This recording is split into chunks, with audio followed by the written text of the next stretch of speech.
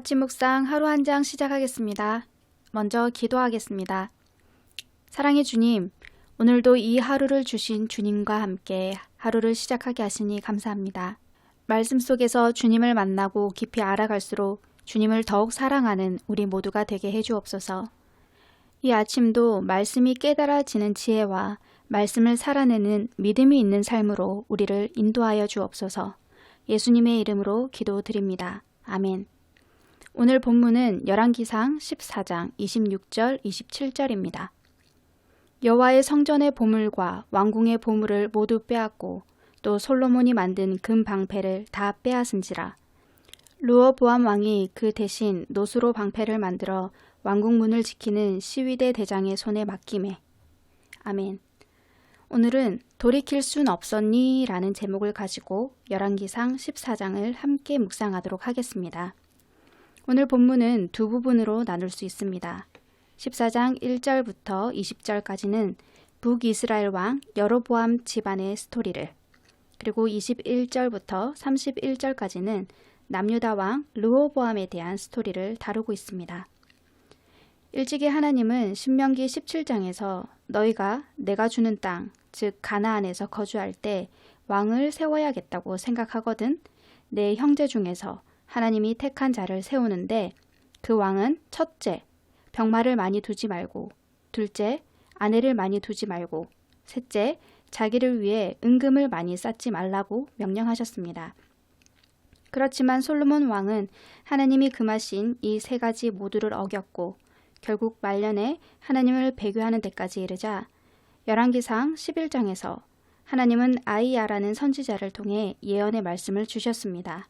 솔로몬의 아들에게서 나라를 빼앗아 두 지파는 그 아들 손에, 나머지 10지파는 여로보암에게 주겠으며 만약 여로보암이 다윗의 길로 행하며 율법을 잘 지켜 행하면 왕위를 견고하게 해주겠다는 내용이었습니다. 결국 하나님의 말씀대로 솔로몬의 아들 르호보암 때 이스라엘이라는 나라는 르호보암이 통치하는 남유다와 여로보암이 통치하는 북이스라엘, 이렇게 두 나라로 갈라지게 됩니다. 그런데 북이스라엘 왕 여로보암은 자기 마음대로 단과 베델이라는 지역에 금송아지 제단을 쌓고 레위인이 아닌 사람을 제사장으로 세우고 유다 절기와 비슷하게 절기를 만들어서 백성들을 제사하게 하는 죄를 범하면서 하나님의 율법을 정면으로 거스르는 큰 죄를 짓게 됩니다. 그러면서 오늘 본문 14장이 시작됩니다. 여로보암이 이렇게 죄를 지은 그때에 여로보암의 아들 아비야가 병이 든 것입니다. 상황적으로 볼 때 의학적인 방법으로는 치료가 힘든 위독한 병이었음을 짐작할 수 있습니다. 만약 하나님께 세움을 받은 왕이라면 이런 상황에서 어떻게 행동할까요? 마땅히 하나님께 나아가 기도하겠죠. 그리고 아들이 왜 아픈 것인지, 하나님은 어떻게 하길 원하시는지 하나님께 여쭐 것입니다. 그런데 여로보암의 행동은 이상합니다. 자신의 아내를 변장시켜서 자신이 왕이 될 것이라고 예언해 주었던 선지자 아이야에게 보내어서 그에게 어떻게 해야 되는지를 물어보라고 합니다. 여로보암은 진짜 어려움이 닥쳤을 때 자신이 세운 우상이 아닌 하나님의 사람을 찾았습니다. 그간 자신의 삶이 떳떳하지 못하므로 아내를 변장시키면서까지 은밀히 말입니다.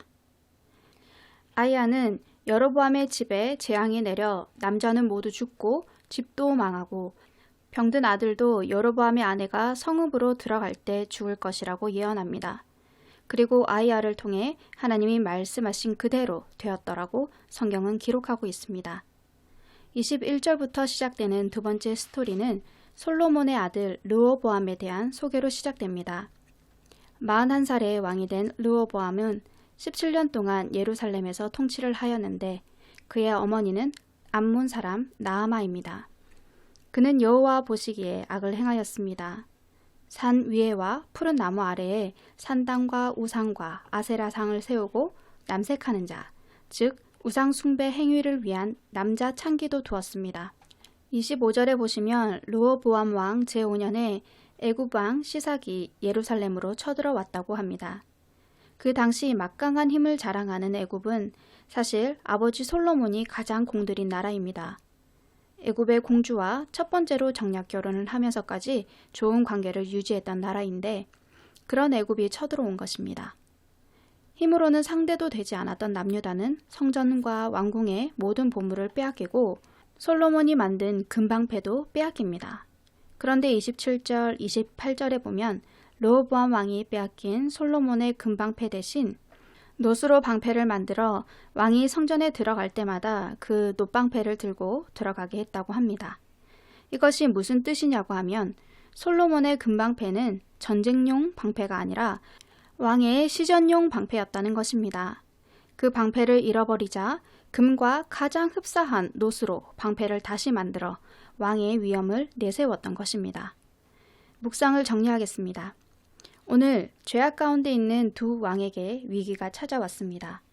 북이스라엘 왕 여로보암은 사랑하는 아들이 위독한 병에 걸려 생사를 오가게 되는 위기를, 남유다 왕 르호보암은 강대국 애굽에게 침략당하는 위기를 맞이하게 되었습니다.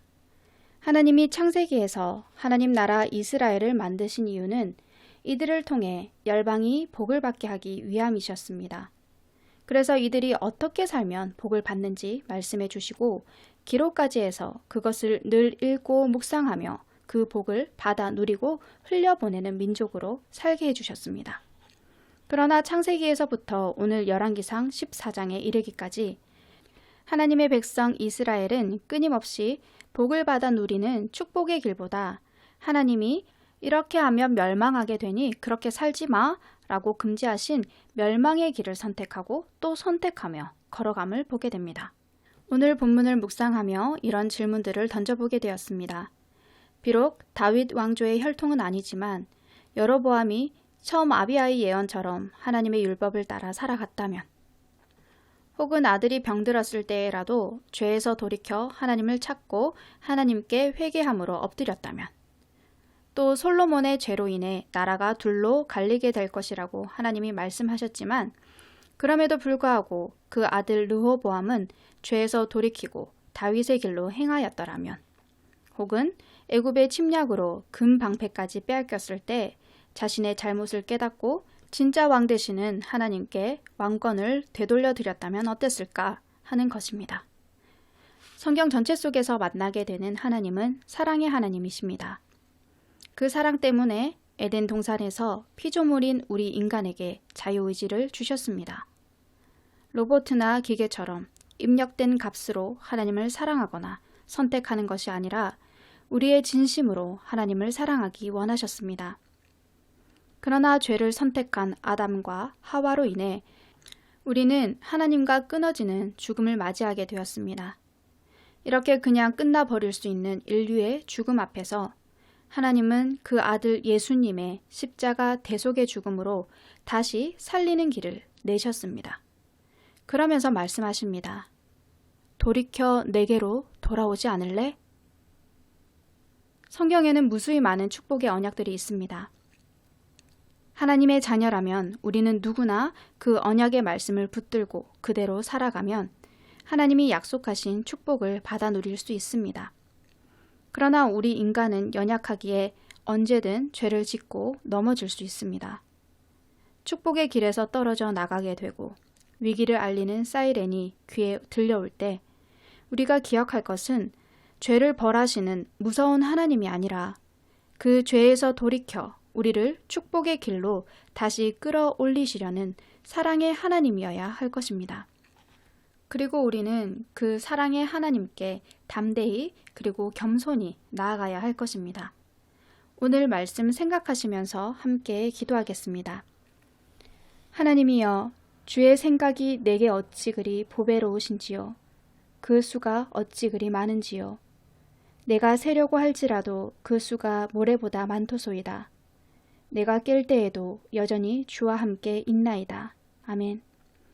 우리를 사랑하시고 우리를 향한 보배로운 생각이 많은 하나님이 오늘도 축복의 언약을 붙들고 살아가는 자에게나 실수하고 범죄함으로 고통 속에 있지만 하나님께 돌아와 엎드리는 자에게나 동일한 사랑으로 함께 하시며 가장 좋은 길, 그 보배로운 주님의 길로 인도하고 계시니 참 감사합니다. 오늘도 그 주님과 동행함으로 넘어져도 다시 일어서고 감사 찬송이 넘치는 우리 모두가 되게 하옵소서. 예수님의 이름으로 기도드립니다. 아멘.